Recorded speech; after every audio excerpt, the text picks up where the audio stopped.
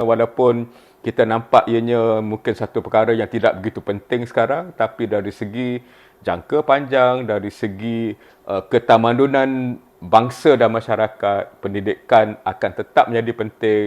Dan sekiranya kita melihat pendidikan anak-anak ini hanya mustahak selepas kita beli kereta, selepas kita beli rumah, kita cuba nilai balik nilai yang kita pegang sebagai ahli masyarakat. Bismillahirrahmanirrahim. Assalamualaikum warahmatullahi taala wabarakatuh.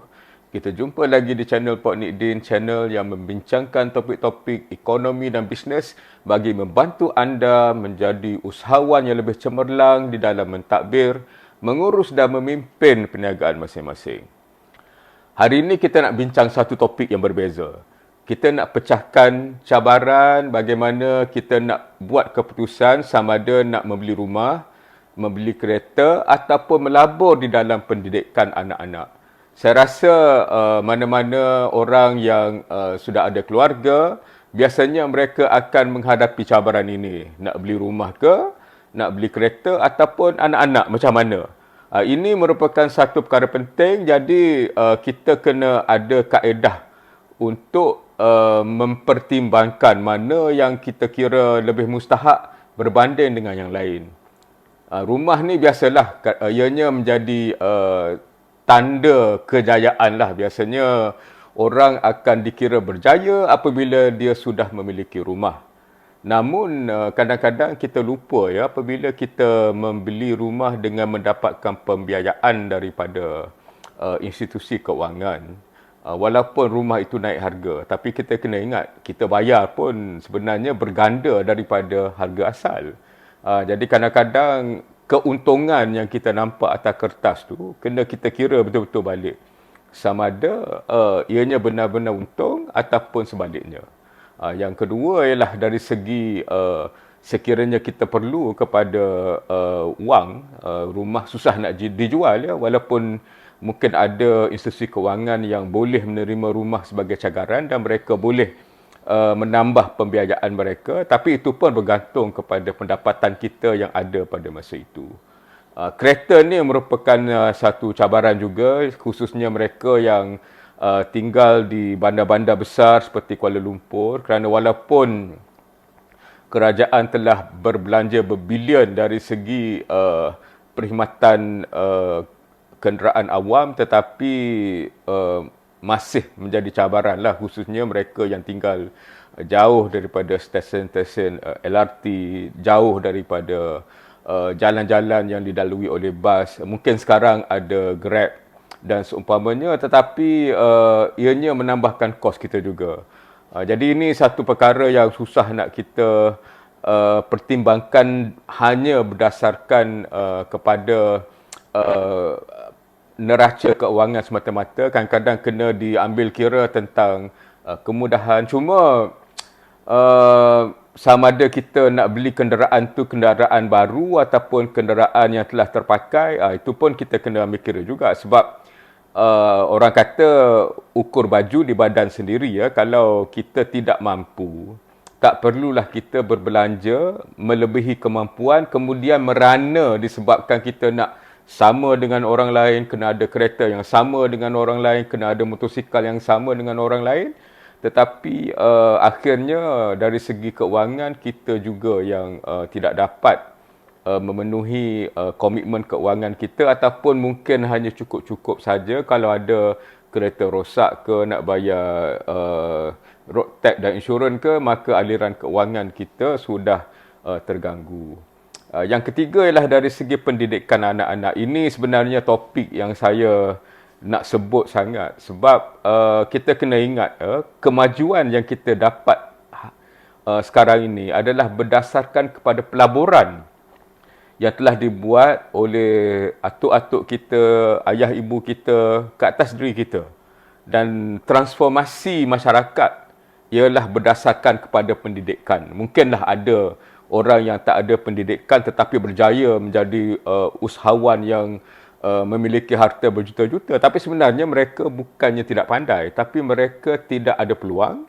Ataupun kalau kita nak ambil macam Bill Gates yang dikatakan orang yang gagal di universiti, sebenarnya dia gagal selepas dia layak diterima di Harvard, kan? Dia memilih untuk menjadi usahawan berbanding dengan dia terus belajar di situ kerana dia sudah nampak jalan bagaimana nak menjadi usahawan teknologi yang berjaya. Jadi janganlah Bill Gates dijadikan alasan dengan cara yang salah. Dia bijak, dia hebat, tapi dia memilih untuk tidak belajar kerana dia nampak peluang yang lebih besar.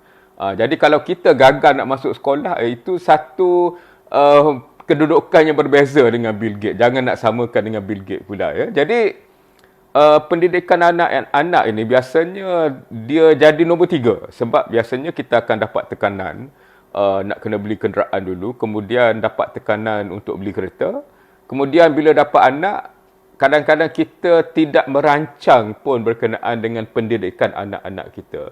Sedangkan saya tahu ada satu bangsa yang meletakkan pendidikan anak-anak di atas segala-galanya. Malah ada apabila anak mereka lahir saja, mereka terus menabung kerana mereka tahu hanya melalui pendidikan anak-anak mereka akan mendapat peluang untuk mendapat masa depan yang lebih cemerlang. Jadi kita kena tengok sebenarnya budaya kita pun sama dahulu, ya. Tok nenek kita, ayah ibu kita, ada yang mak bapak yang tak ada pendidikan tetapi anak-anaknya cemerlang dan hebat. Kerana mereka meletakkan pendidikan anak-anak merupakan satu perkara yang penting. Jadi ini satu perkara yang kita nak kena fikirkan kerana sekiranya orang lain boleh menabung daripada awal lagi, malah ada satu hamba Allah yang saya kenali, dia bukan Islam, ibunya terpaksa melakukan kerja-kerja yang tidak baik di sempadan belah sana negara hanya untuk menampung anaknya belajar. Jadi saya rasa ini satu perkara yang kita kena tengok sebab apabila kita sudah ada komitmen dari segi rumah, apabila kita ada komitmen dari segi kereta, bila sampai kepada pendidikan anak-anak, kita terpaksa bergantung pada kerajaan. Kalau kerajaan tak ada beasiswa, kita akan marah-marah sebab anak kita tidak dapat belajar di institusi yang kita harap-harapkan. Jadi adakah kita ni disebabkan mungkin ada yang telah berjaya tidak berasa tercabar sekiranya pendidikan anak-anak kita lebih rendah daripada pendidikan kita? Adakah kita berasa itu satu benda yang biasa? Kita nak salahkan kerajaan kerana gagal membiayai pendidikan anak-anak kita, ataupun kita salah prioriti dari segi komitmen keuangan? Ini satu perkara yang saya kira perlu disebut kerana sekiranya kita membiarkan perkara ini, maka kita akan menjadi generasi yang mencetus satu proses yang terbalik. Sekiranya dulu tok nenek, ayah ibu kita pendidikannya lebih rendah daripada kita, adakah kita nak anak kita, cucu kita, cicit kita mendapat pendidikan yang kurang dari berbanding dengan kita? Dan adakah itu satu kebanggaan, satu perkara yang kita boleh sebar luaskan sebagai kejayaan, nak tunjuk kereta, nak tunjuk rumah, tapi pendidikan anak-anak terbiar? Jadi ini satu isu yang saya kena bangkitkan kerana saya sudah nampak di dalam pelbagai kenyataan, khususnya di media sosial, orang bising-bising tentang rumah, orang bising-bising tentang kereta, tapi dari segi pendidikan anak-anak, bisingnya apabila tak dapat beasiswa saja tapi tidak ada komitmen daripada kita, dan seolah-olah sekiranya kita menyewa rumah itu satu kegagalan, sedangkan wang lebihan daripada penjibatan bayaran rumah itu dapat kita alirkan kepada pendidikan anak-anak. Jadi kena ingat, ya, tok nenek kita, ayah ibu kita telah melabur di dalam kita, dalam pendidikan kita agar kita menjadi manusia-manusia yang lebih cemerlang daripada mereka. Mereka bangga dengan kejayaan kita. Bagaimana kita dengan anak-anak kita, cucu kita, cicit kita? Sudahlah, sekarang ni orang bercerita tentang alam, bagaimana hutan ditebang, sekarang nak digali, nak dapatkan REE pula dan seumpamanya. Itu satu hal. Sekarang dari segi pendidikan pula, adakah kita hanya mampu membiayai pendidikan sekiranya ada bantuan daripada kerajaan, dan jika tidak ada bantuan, maka nasib anak cucu kita lah siapa suruh mereka menjadi anak cucu kita. Fikir-fikirkanlah perkara ini kerana walaupun kita nampak ianya mungkin satu perkara yang tidak begitu penting sekarang, tapi dari segi jangka panjang, dari segi ketamadunan bangsa dan masyarakat, pendidikan akan tetap menjadi penting, dan sekiranya kita melihat pendidikan anak-anak ini hanya mustahak selepas kita beli kereta, selepas kita beli rumah, kita cuba nilai balik nilai yang kita pegang sebagai ahli masyarakat. Sekian, wabillahi taufiq wal hidayah. Assalamualaikum warahmatullahi taala wabarakatuh.